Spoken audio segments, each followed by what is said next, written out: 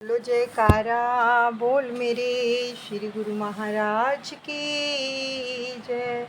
श्री परमहंस दयाल जी महाराज की जय। सर्वप्रथम हम अपने दादा गुरुदेव जी के श्री चरण कमलों में लाखों करोड़ों बार दंडवत प्रणाम करते हैं।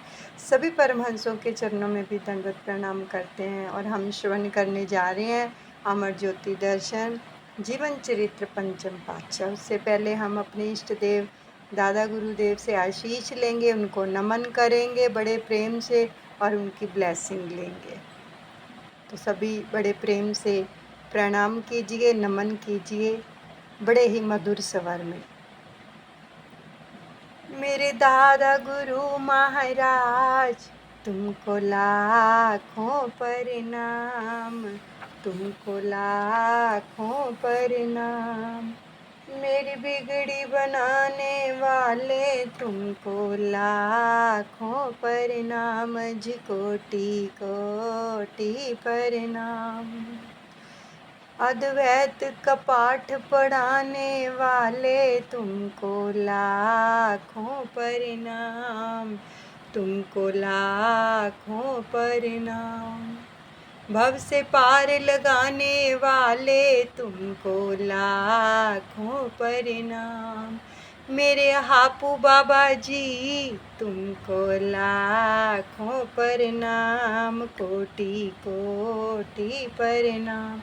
सहित देही उड़ जाने वाले तुमको लाखों प्रणाम, कोटि कोटि प्रणाम। मेरे दादा गुरुदेव प्यारे, मेरी अखियों के तारे, मेरे दिल के सहारे, मुझे प्राणों से प्यारे तुम हो मेरे गुजारे। तुमको लाखों प्रणाम, कोटि कोटि प्रणाम जी, कोटि कोटि प्रणाम।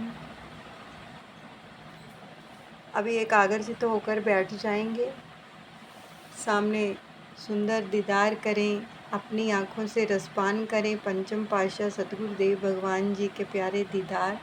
कानों से उनके वचनों का रसपान करेंगे, श्वासों के साथ जो है शब्द का जाप चलता रहेगा। आगे का प्रसंग श्रवण करते हैं। गुरु आज्ञा दृढ़ कर गहे, गुरु मत सहजो चाले। रोम रोम गुरु को रटे, सो शिष्य होए निहाल। गुरु की आज्ञा दृढ़ कर गई है, गुरु की आज्ञा ही में रही है। गुरु आज्ञा बिन काज न कीजे, हानि होए तो होने दीजे। गुरु की आज्ञा विघ्न न कोई, गुरु की आज्ञा गुरुमुख होई। गुरु की आज्ञा भक्ति बढ़ावे,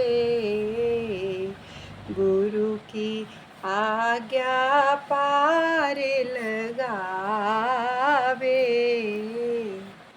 गुरु की आज्ञा सकल शिरोमन, गुरु की आज्ञा चले सो हरि जन। गुरु आज्ञा माने सोई साधु, गुरु आज्ञा पद भेद अगाधु। गुरुमुख को सदा सतगुरु की आज्ञा में दृढ़ रहना चाहिए। जैसी सतगुरु की मौज हो, गुरुमुख उसी के अनुसार ही चलता जाता है। गुरु की आज्ञा में सर्व सब समर्पण कर देता है और अपना जीवन धन्य बना लेता है। सेवक का यही वास्तविक धर्म है कि वह सतगुरु की आज्ञा को सर्वोपरि मानकर दृढ़ विश्वास रखकर अडिग रहे। जिस कार्य में सतगुरु की आज्ञा सम्मिलित ना हो वह कभी ना करे। हानि लाभ कुछ भी हो उस तरफ ध्यान ही ना दे। सतगुरु की आज्ञा मानना ही भक्ति पथ पर अग्रसर करता है। सब विघ्न बाधाएं दूर हो जाती हैं। केवल सतगुरु की आज्ञा ही सर्वोसव समझकर चलता जाए तो वही प्रभु प्राप्ति कर लेता है। वास्तव में साधु वेश प्राप्त करने का केवल यही लक्ष्य है कि वह अगाध भेद को पा लेता है, अर्थात अपनी आत्मा को परमात्मा से एकाकार कर लेता है। आपने पुनः फरमाया, जिस समय जिस आज्ञा का हुक्म हो जाए बस उसी को करने में तत्पर रहें। यह एक नुक्ता एवं सरल युक्ति है। तो आपने एक बार यहाँ पर कुछ गुरुमुखों को साधु वेश प्रदान किया। उसी समय ही श्री आज्ञा दी कि लंगर में जाकर सेवा करो, वहाँ पर मीठे चावल तथा बूंदी बनाओ। अब श्री आज्ञा पाकर वे लंगर में चले गए। बाहर गुरुमुखों ने नई साधु मंडली को देखकर आश्चर्य से पूछा कि ये क्या? पहले तो हमेशा मत्था टेककर अपने पत्र पुष्प भेंट किए जाते थे, साधु वेश का नामकरण कर उत्सव मनाया जाता था, और आज महाप्रभु जी ने यह नई लीला रचाई है। सबने यही उत्तर दिया कि श्री गुरु महाराज जी की इस इलाही मौज में क्या रहस्य छिपा है वे ही जाने। हमें सेवा का सौभाग्य मिला है, यही जो है स्वर्ण अवसर ही हमारी निजी पूंजी है। स्वर्ण अवसर ही हमारी निजी पूंजी है, यानी ये स्वर्ण अवसर दिया है सेवा का। तो आपके श्री चरणों में जब वह साधु मंडली पहुंची तो आपके हर्ष का कोई ठिकाना नहीं था। सचमुच ही वहाँ पर उपस्थित जो गुरुमुख भी प्रभु प्रसन्नता का दिव्य स्वरूप निहार रहे थे। ढोलक मजीरे बजाकर प्रभु महिमा के गीत गाकर सब ने इस समागम को अद्वितीय बना दिया। आपने वहाँ के प्रबंधक महात्मा विचार दर्शनानंद जी और प्रबंधक भाई शीतल भक्ति आनंद जी को फरमाया कि आज हम अंतर हृदय से प्रसन्न हैं कि सचमुच ही श्री दरबार में आए हुए संस्कारी अधिकारी गुरुमुख सेवक हैं। श्री आज्ञा में तत्पर तो सब साधु ही हैं, लेकिन जिनको साधु वेश मिला है उन पर विशेष कृपा बरसती है। महात्मा भाइयों एवं गुरुमुखों ने हर्षोल्लास से के इस समागम की बधाइयाँ देते हुए आभार प्रकट किया। नया सत्संग भवन। आपने दर्शनार्थी संगतों के लिए सत्संग भवन का स्थान छोटा होने के कारण एक बड़ा हाल बनवाने की श्री मौज उठाई। पहले सत्संग भवन के समीप ही सामने की ओर एक उपयुक्त स्थान को देखकर इस हाल की नींव रखी, तो इसके बाहर 3 और बरामदा एवं इसी के ऊपर अपना आवास स्थान बनवाने की रूपरेखा तैयार करवाई। चाहे इस दर्शन हाल के अंदर सारी संगतें नहीं बैठ सकती, फिर भी बाहर बरामदे तथा खुले आंगन में बैठे हुए श्री दर्शन का लाभ सभी को प्राप्त हो जाता है। कारण ये है कि काफ़ी समय से श्री संतनगर में महात्मा जन एवं भाई जन की संगतों एवं अन्य गुरुमुख प्रेमियों को बारी बारी से अनुमति कार्ड प्रदान कर आज्ञा दी जाती, तो एक बार में लगभग 2,500-3 हज़ार प्रेमी जन श्री दर्शनों से लाभान्वित होते और उन्हें श्री चरणों की समीपता एवं मत्था टेकने का सुअवसर मिलता। यहाँ केवल 1 अथवा 2 दिन ठहरने की ही अनुमति होती है। सन 1988 में आपने भव्य श्री दर्शन हाल का निर्माण कर संपूर्ण करवाकर उसका शुभ मुहूर्त किया। तो इस पावन वेला में आपने अपने मधुर वचनों में फरमाया, परम संत श्री कबीर साहिब जी के वचन हैं, जो तू साचा बानिया साची हाट लगाए, अंदर झाड़ू दे के कूड़ा दूर बहाए। यहाँ पर एक पंक्तियाँ याद आ गई कि इस बाबे दी हट्टी उत्ते सौदा बड़ा कमाल है, कौड़ियाँ बदले लाल है, बई सौदा कर लो, बई सौदा कर लो। अब कथन करते हैं कि यदि तू सच्चा व्यापारी है तो सच्ची दुकान लगाकर अर्थात सफाई और सत्यता का व्यापार कर, और अपने अंदर अर्थात मन के मंदिर में झाड़ू लगाकर कूड़ा करकट बाहर निकाल के फेंक दे। मनुष्य की संतों ने एक व्यापारी से तुलना की है। यदि ध्यान दिया जाए तो प्रत्येक मनुष्य जगत के बाजार में व्यापार करने आया है। हर प्राणी किसी न किसी वस्तु का व्यापार कर रहा है, तो वह कुछ दे रहा है और उसके बदले में कुछ ना कुछ ले रहा है। अब मनुष्य चाहे किसी कोटि का हो, वह यही चाहता है कि लाभ का सौदा करूं, घाटा या हानि और कोई उठाना नहीं चाहता है। तो विचार ये करना है कि जब सभी लाभ लेने के इच्छुक हैं तो क्या सचमुच उन्हें लाभ भी हो रहा है या नहीं। सीधी सी बात है कि जिससे इस प्रश्न का उत्तर मिल सकता है वह ये कि जिसे लाभ मिलता है उसे सुख व खुशी मिलती है। यदि सुख और हर्ष के बदले दुख और शोक भाग्य में आते हैं तो स्पष्ट है कि मनुष्य लाभ के बदले हानि का सौदा कर रहा है। अपने विचारों से तो वह लाभ का सौदा कर रहा है, किंतु परिणाम में दुख उठा रहा है, तो निस्संदेह ही उसका व्यापार जो है हानिकर हो रहा है।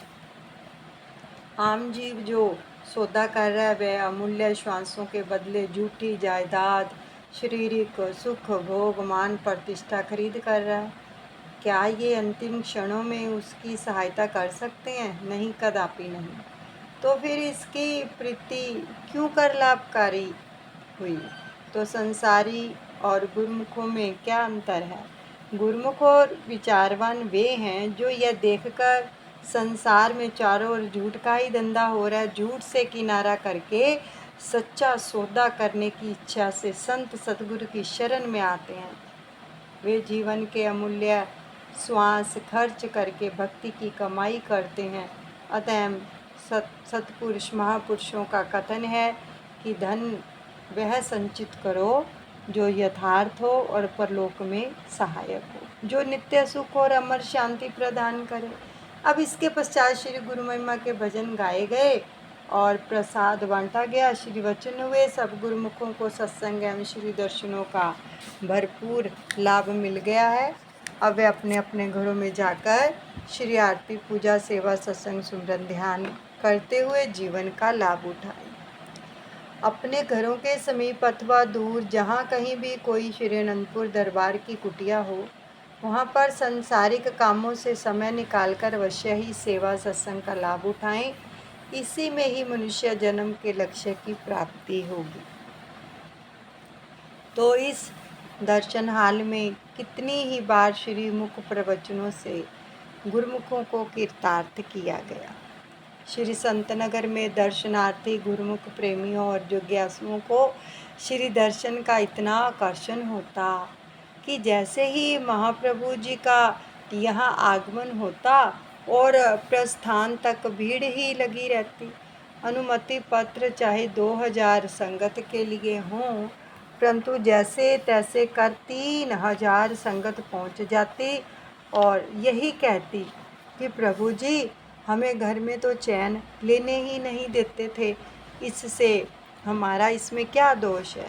तो जब प्रबंधक महात्मा जी ने श्री चरणों में यह विनय की, प्रभु हमें तो उनके मुख से ये सुनने को मिलता है कि प्रभु जी हमें घर में चैन नहीं लेने देते हैं, तो इसमें हमारा क्या दोष।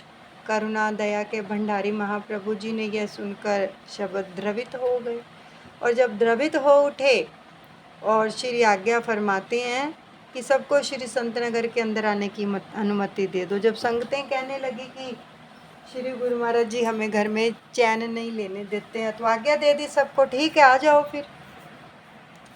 तो आप प्रातः 10 बजे श्री दर्शन हाल में आकर विराजमान होते और दोपहर को 1:30-2 बजे तक संगतों को माथा टेकने का समय मिलता है। और ऐसे 3 घंटे शाम को भी 4 से 7 श्री दर्शन सत्संग से संगतों को कृतार्थ करते। पुनः श्री आरती पूजा के पश्चात भी कुछ समय प्रदान किया जाता, तो संगतें भी खुशी से झूमती हुई दर्शनों का लाभ उठाते हुए मुक्त कंठ से प्रभु भक्ति के गीत गाते हुए लौटती।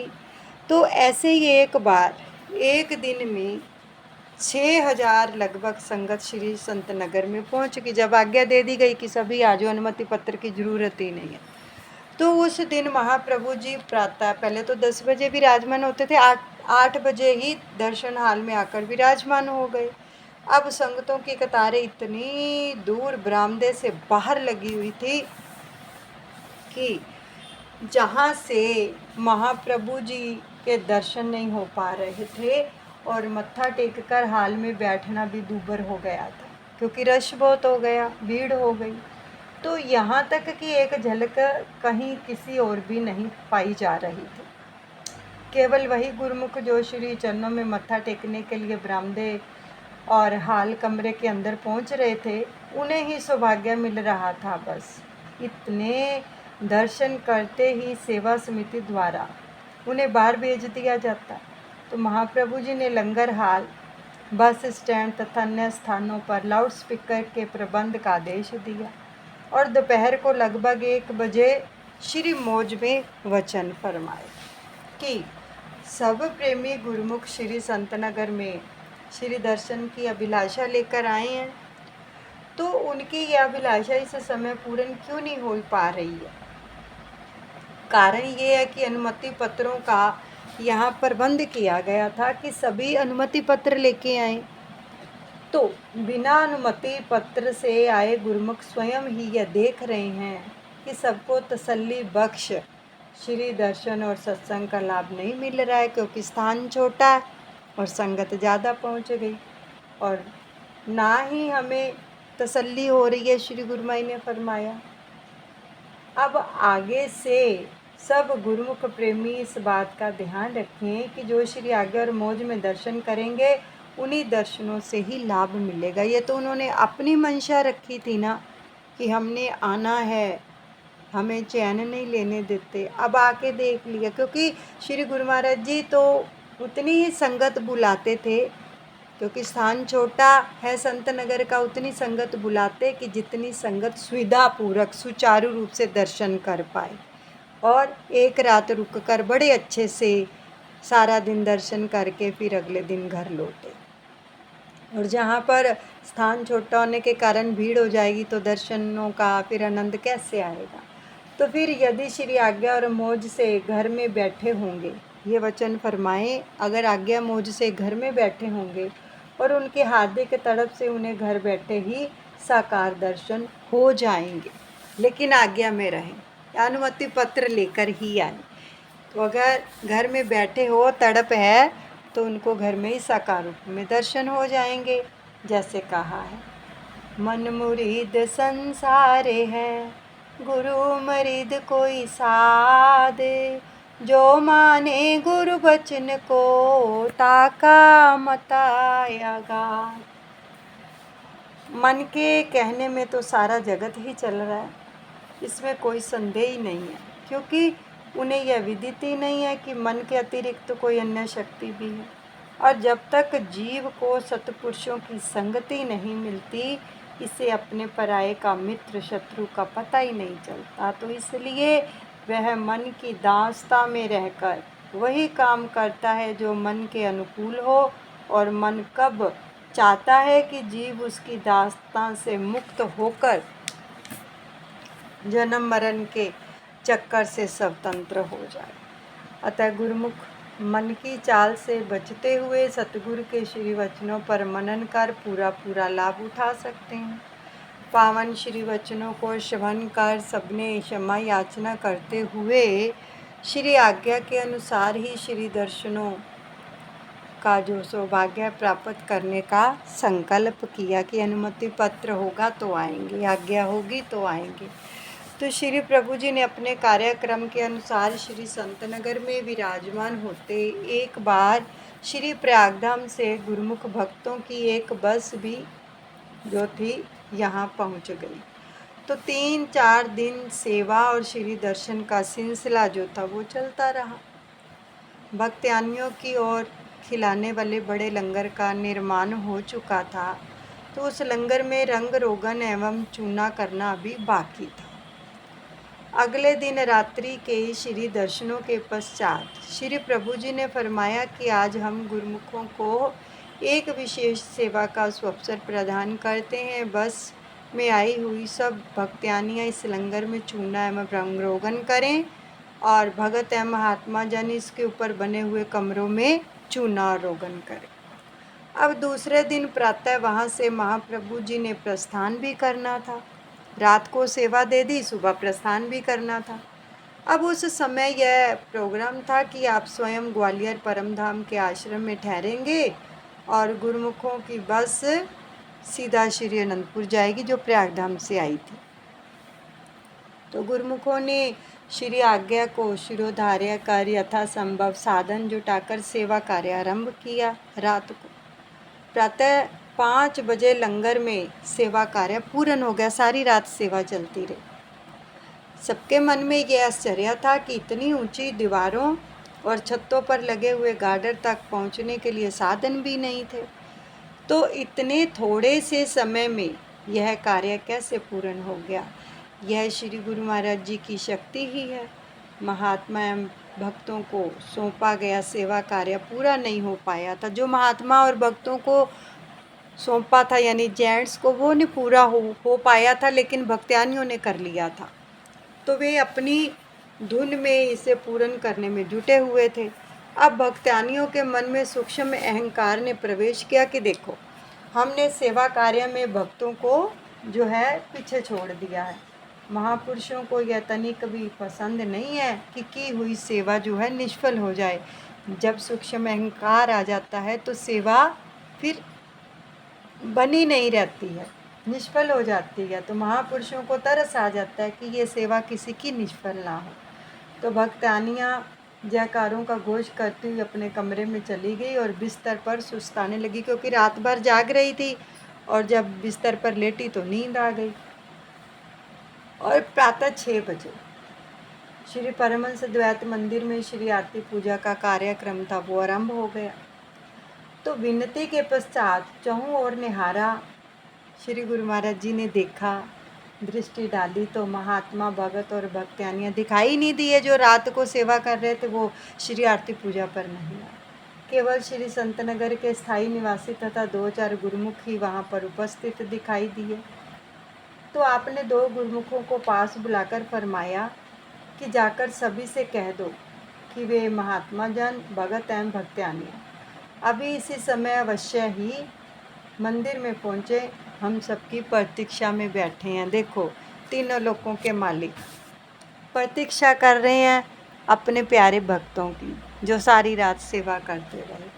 अब इधर महाप्रभु जी ने करुणा और दयालुता तथा सेवकों के प्रति अपनी सहानुभूति और प्रेम का एक अद्भुत दृश्य भी दिखा दिया सबके लिए। श्री मंदिर में ही, जहाँ पर श्री आरती पूजन हो रहा था, मंदिर में ही नाश्ता मंगवाया, क्योंकि सारी आज सेवा करते रहे थे। तो श्री आरती समाप्त होने तक सभी गुरुमुख भी वहाँ पर पहुँच चुके थे जो सेवादार थे। आपने सबको अपने सम्मुख बिठाकर नाश्ता करवाया और पूछा कि सब कुछ बहुत थक चुके होंगे। कितना स्नेह देते हैं ना, जैसे कोई बच्चा काम करके आता है तो माँ कितना दुलार देती है, मेरा बेटा थक गया होगा, उसको खिलाती है, पिलाती है, माथा चूमती है। ऐसे ही सतगुरु भी देखो कितना प्रेम कर रहे हैं और सबसे पूछ रहे हैं आप बहुत थक चुके होंगे। तो सबने श्री चरणों में विनय की, प्रभु आपकी कृपा से हमें कुछ भी थकावट नहीं हुई। उस समय सबने एक अनूठे और दिव्य प्रेम को अंतरात्मा में अनुभव किया, जैसे कि माता पिता अपने बच्चों को लाड़ प्यार से दुलार करते हैं। तो उसी समय श्री सतगुरु और सेवक के संबंध को जतलाते हुए श्री वचनों में फरमाया कि महापुरुष सदैव अपने सेवकों की हित चिंता करते हैं। तो सबने सेवा कार्य में जुटकर उसे पूर्ण कर अपने एक पक्ष को तो सबल बना लिया, परंतु दूसरा पक्ष जो है निर्बल है। इसी तथ्य को सुलझाने के लिए सतपुरुष सदैव सावधान करते हैं और चिताते हैं कि गुरुमुखों को कभी भी असावधानी नहीं करनी चाहिए, असावधान नहीं रहना चाहिए। एक पल की असावधानी के घाटे को पूर्ण करना आसान नहीं है। जैसे पक्षी दो परों से उड़ता है ना और अपनी मंजिल तक पहुंचता है, ऐसे ही गुरुमुखों के लिए सेवा और भजन, इन दोनों परों को सबल बनाए रखना अति आवश्यक है। तभी अपने उद्देश्य की प्राप्ति की जा सकती है। सेवा के साथ आरती, पूजन, भजन, सुमिरन अति आवश्यक है। भक्ति पथ पर अग्रसर होते हुए जो गुरुमुखों को सदा सावधान एवं सतर्क रहने की जरूरत है। प्रमाद इसका महान शत्रु आलस्य। प्रमाद का मतलब है आलस्य। तो तनिक प्रमाद लाखों कोसों की दूरी में पटक देता है। इसलिए महापुरुषों के वचन को हृदयगम करते हुए, आचरण करते हुए सदा स्मरण रखें, यानी याद रखें। इसी में ही भलाई निहित है। सब गुरुमुखों ने श्री चरणों में दंडवत प्रणाम करते हुए विनय की कि प्रभु, हमारे अवगुण और त्रुटियों को ना देखते हुए सदा हमें अपनी प्रसन्नता एवं कृपा के पात्र बनाए रखना। उन्हें श्री मुख से फरमाया कि शीघ्र ही अब जाकर तैयारी करो और हमारे संग परम धाम चलो। तो सभी सेवक और श्री प्रभु जी का गुणवाद गाते हुए, श्री प्रभु जी की दयालुता का वर्णन करते हुए परस्पर कहने लगे कि देखो, ना ऐसा कभी कोई अवसर देखा है और ना ही सुना है कि कभी श्री मंदिर में बैठकर महाप्रभु जी ने ऐसी कृपा बरसाई हो कि किसी को ऐसे नाश्ता करवाया हो। जो स्वर्ण अवसर एवं सौभाग्य हमें आज मिला है, सचमुच ही महापुरुष सेवकों के लिए ही कई प्रकार की रचना रचाते हैं और आत्मिक उन्नति के साधन जुटाकर भक्ति पथ जो है सुझाते हैं। श्री सतगुरुदेव महाराज जी श्री संतनगर का कार्यक्रम प्राय फाल्गुन मास में ही बना करता था और वहाँ लगभग 1 मास के लिए ठहरते थे। तो इसमें चैत्र मास की संक्रांति से ही संगतों को श्री दर्शनों का सौभाग्य मिलता। तो एक बार प्रबंधक महात्मा विचार दर्शनानंद जी तथा श्री अनंतपुर से आए हुए गुरुमुखों ने श्री चरणों में विनय की, प्रभु, कुदरत ने हमें श्री दर्शनों के लिए फागुन मास की फाग का इतना बड़ा पर्व मनाने का सौभाग्य प्रदान किया है।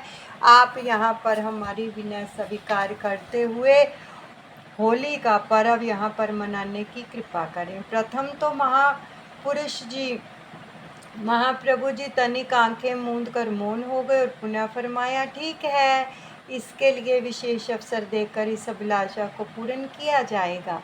प्रेमी गुरुमुख भी हार्दिक प्रसन्नता को प्रकट करते हुए एक दूसरे से प्रभु कृपा की महिमा का जो है वर्णन करने लगे। दूसरे ही दिन काफ़ी मात्रा में चुकंदर उबालकर पानी समेत इन्हें अंदर मंगवाया। चुकंदर पहले उनको उबाला गया, फिर पानी के समेत उसी पानी समेत ही अंदर मंगवा लिया श्री गुरु महाराज जी ने।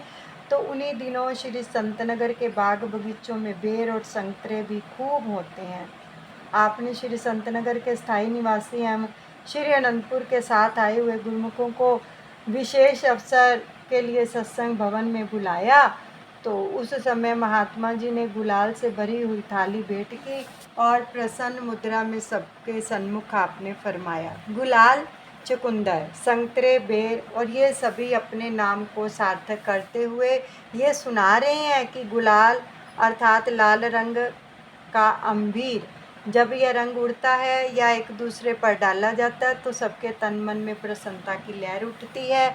यह प्रसन्नता का प्रतीक है। यदि किसी के मन में किसी भी प्रकार का दुख समाया हुआ है तो उस पर बाहरी खुशी का कोई प्रभाव नहीं होता। फिर चुकंदर के पानी में गहरा लाल रंग समाया हुआ है। यही रंग गुरुमुख प्रेमियों का रंग है। सच्ची भक्ति ही अंतर मन में सुख और प्रसन्नता देने वाली है। गम और दुख समीप ही नहीं फटकने पाते। इसलिए गुरुमुख प्रेमी इस भक्ति को प्राप्त करते हुए तन मन से भक्ति के गूढ़े रंग से रंगे रहते हैं। संतरे यानी संगतरे। एक बार संतरों का विक्रेता अपने ठेले के पास खड़ा हुआ आवाज दे रहा था, अच्छे संतरे संतरे। अर्थात सज्जन पुरुषों की संगति से मनुष्य भव सागर से तर जाता है। महापुरुषों की संगति का तो कहना ही क्या है। जो जीव उनकी संगति में आ गए, उनकी चरण शरण में आ गए, तो उनको तो अनायास ही उनका उद्धार हो गया। यहीं पर हम सत्संग को विश्राम देते हैं। बोलो जयकारा बोल मेरे श्री गुरु महाराज की जय। श्री परमहंस दयाले जी महाराज की जय। सब अपने दादा गुरु महाराज जी के चरणों में अर्पण करते हैं। अनुचित क्षमा करें।